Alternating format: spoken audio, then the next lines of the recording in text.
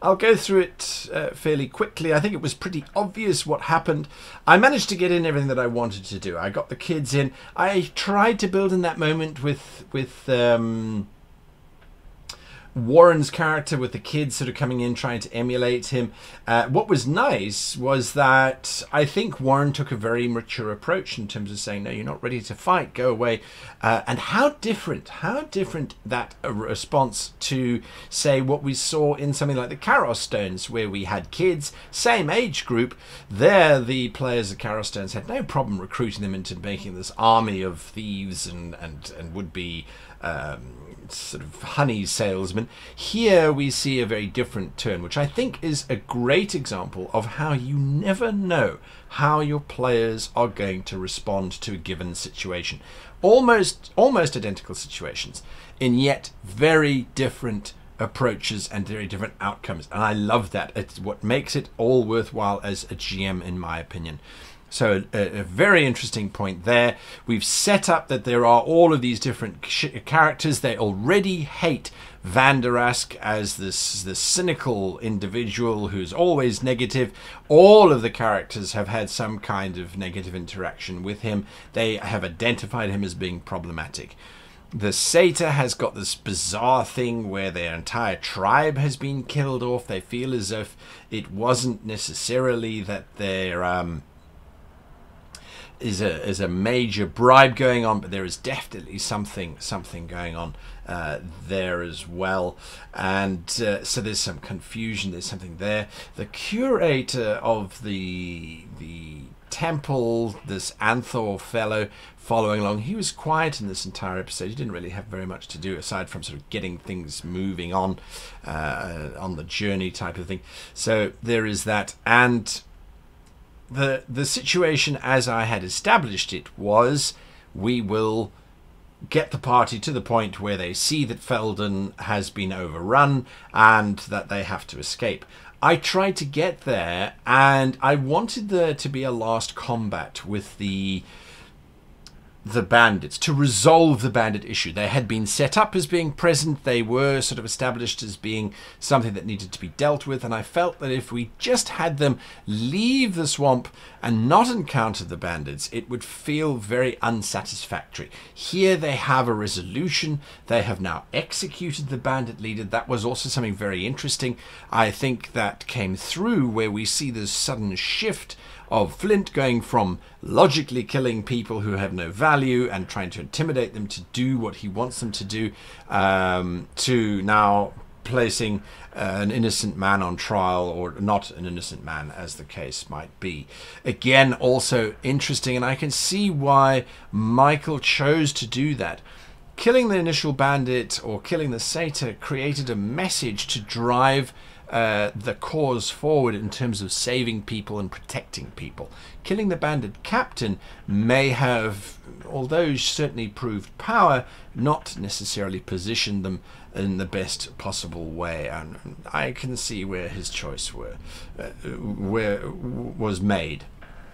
In terms of Warren going into this rage over these bandits attacking the children, I think that's absolutely lovely. And the way that Feloria tried to use a spell to convince him to change, to not do what she wanted him to do, I think was very interesting. And we will see the repercussions of that, no doubt, in the next episode. Now, I had wanted to wrap up this entire story in this session, but I knew that I was running over time. I knew that I was coming up short. And although you might not necessarily have these time constraints in normal circumstances, they do crop up. And I remember where we would be playing a game, and a lot of my games used to run during the week, where we had a hard cutoff of 10 p.m. at night.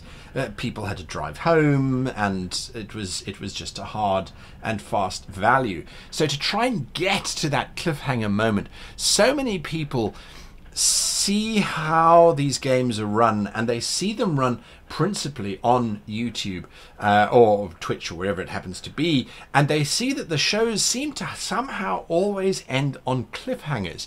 And it's a question that I do get asked a lot. How is it that I seem to be able to always end my games on a cliffhanger of some kind. There's a tension, there's always that next, and then we stop. And there is a very conscious amount of effort from the GM's behalf, not just from my behalf, but any GM who aims for those cliffhangers, and you can do it as well, is you are aware of the time. You are watching that time and going, all right, I've got 10 minutes, I've got 15 minutes, I've got 5 minutes. How do I get there?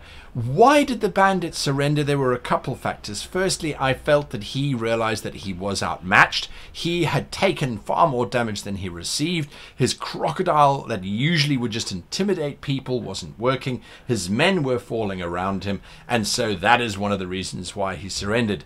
Another major reason why he surrendered, and I know that people might hate this, but the other major reason was because him surrendering in my head would have given me possibly 5 or 6 minutes, just enough to maybe wrap up that storyline. It wasn't going to be enough, as I didn't foresee the fact that Freddy's character was then going to go in and kill him. So it was an attempt at me to bring it to a conclusion, to let us get to the next point. If I could have at least said, and you crest the hill and you see Feldun surrounded by Clack Clack Door forces, that would have been another kind of moment where we could have ended off on a cliffhanger moment. So you are aware of your time frame, if you have a time frame, or even, you know, if you run a session for 4 hours or for 5 hours, be aware of that fact. And oftentimes people are happy to go on. In today's session, the players would have quite happily gone on for another hour. We all could have, but we had set this time frame. And in your role-playing sessions where you don't have time frames, sometimes it is good to call it a day and say, you know what, let's actually stop at this point because we're at a good cliffhanger point. I always like cliffhangers. It keeps people wanting more. In my opinion, I like them when they happen to me as a player and it's like, oh, I'm going to do this. And then suddenly the show ends, or the session ends anyway. And you go, oh, okay.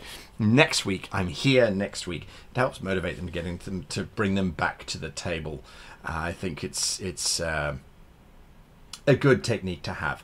So I didn't get to my conclusion. That means it's going to tail over into next week's episode, which means that I'm going to start the episode with this confrontation between the three of them. They need to resolve that. I can probably bank on that taking maybe 10 minutes. I don't think it should take any longer than that, and if it does, I'm going to certainly jump in and circumnavigate it with a Clack Clack Door attack, so we can see that they are now starting to move. I'm going to get them to Feldun, get them to do what they need to do, and then we're going to roll the dice and see where they go. So they are definitely going to be definitely jumping somewhere, and you know, in terms of anticipating cliffhangers, I don't think you ever can.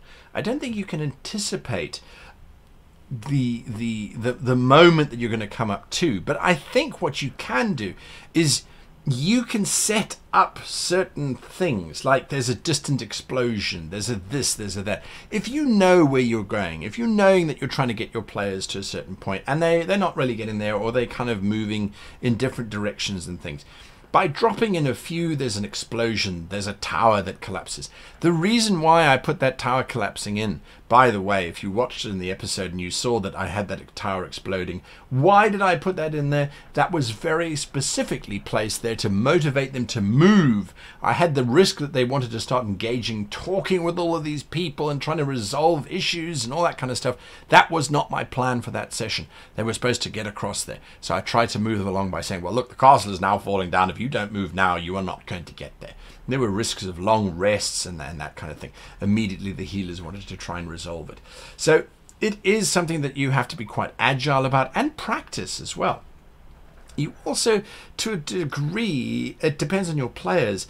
I make sure, and you can see this on almost any of the shows that I have done in the past, you will see that when I get to a moment where I want it as a cliffhanger, I jump in there. And that's where we will end today. Even if the person is talking and they carry on talking, it's awkward, and I do wish that they would stop. It's something that I do as a player. If my GM starts talking, I usually shut up, because it means that the GM is saying something of value, is updating me, is giving me some information that I didn't have previously, and that may be of use to me. So I let that happen. And you just ended on that note. It is a really, really cool skill to develop if you have it. And if your players are going, oh, but can't we just play? No, we carry on next week. There have been a few occasions on weekends when our players have said, oh, but can't we go for another 2 hours or so? Okay, we don't need to sleep. We're all young. Let's just do it. Let's just do it. Anyway, thank you for watching this review. There will be more again next week. And until then, hit that like button, hit the subscribe button, or the goblin bell to be reminded of episodes as they come out.